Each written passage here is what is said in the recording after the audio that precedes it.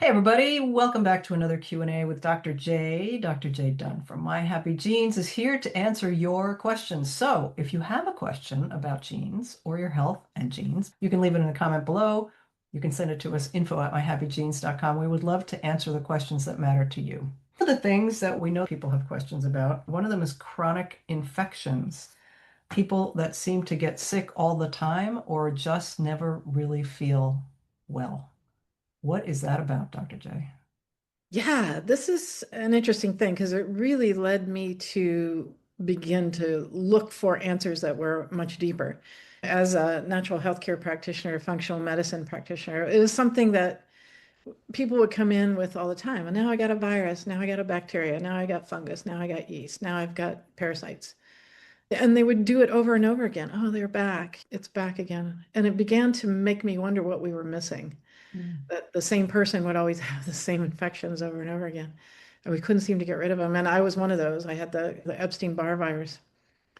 There are different types of infections. There are the acute infections, which are like the colds or flus or things that are going around. And then there are what we call the implanted viruses or implanted infections that are deep-seated and they tend to stay there long term. Things like Epstein-Barr virus or hepatitis or even Lyme is on that cusp, but they stay implanted basically in the system. And then when you're weakened or exhausted or stressed out, they can flare up and recur. And so always wondered, that sounds pretty fatalistic, like it's always going to be there, you're always going to struggle with it. So that kind of bothered me. And it was one of the things that drove me to look for answers somewhere else and began to look at the genetic piece and discovered that our genes very much influence how our immune system functions. And it's not about the infections. Often, when there's one infection, there are other infections. It's always a party there because your immune system isn't really working up to speed and getting on top of these infections. And so it may do it for a little while and squelch it for a minute, but then it's going to come back. And so some of the genetic variants that we work with, one of them being the vitamin D receptor that you've heard me talk about a lot, has the effect of turning on our T cells, which is our main way that we fight infections. They're made in the thymus and the bone marrow. And basically, if you don't have enough vitamin D or you can't absorb vitamin D because of that genetic variant, then they don't mature into full-on fighting warriors. They're just wimpy, weak little critters that slap infections, cut it out instead of the one-two punch. And then also nitric oxide, the nitric oxide pathway has a lot to do with how we directly kill viruses and bacteria and parasites and funguses.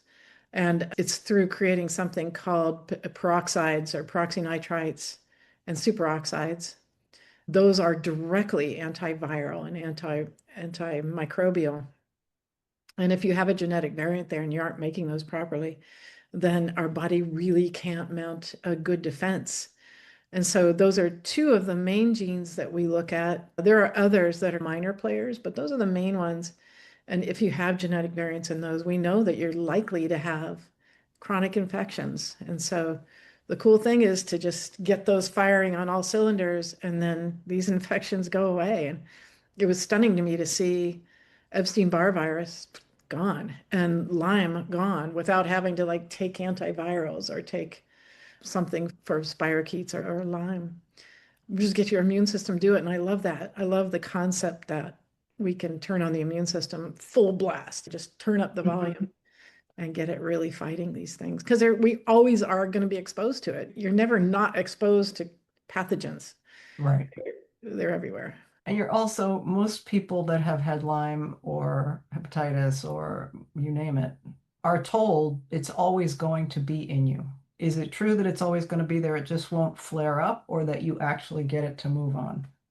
It's a good question, and I don't think it's something that we could actually say definitively, but we do see the titer levels go down to zero. And my teacher that taught me how to do kinesiology worked with HIV patients, and he said the HIV load would go down to zero. Is it gone? We don't know, but Okay. the active infection is gone. That's a hard one to answer. But that's a good answer. If your titers are zero, if the evidence says nothing is Yeah. here, then it's just as well. For my mind, I'd be like, okay, great, it's not there. I don't need to know whether it's actually still lying dormant under a rock somewhere. I just know I feel better. And if I keep doing this protocol, I'm likely to keep feeling better and keep things at zero.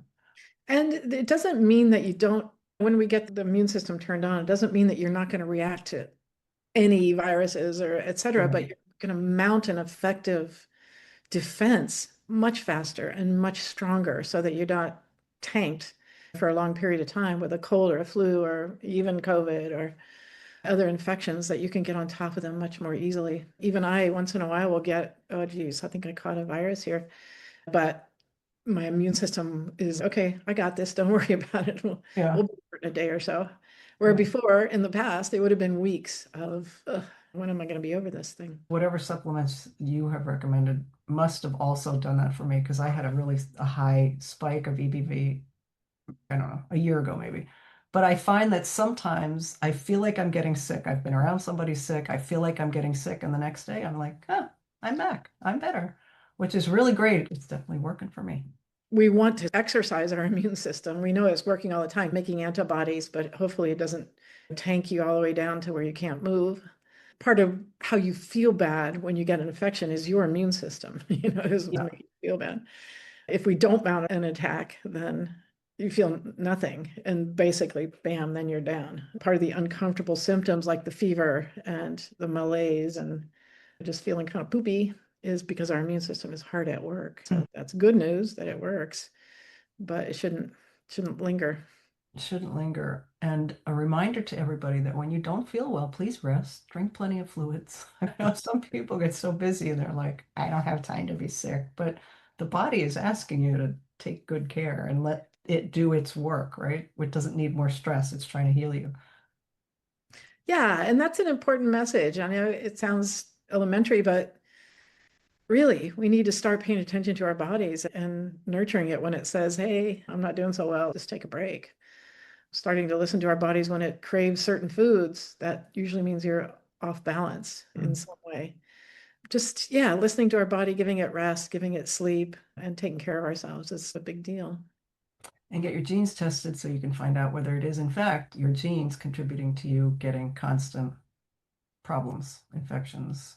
All Exactly. right, everybody, we'll be back with another Q&A with Dr. J. As always, Jay, thank you so much. Thanks, GC. Good to see you. Always.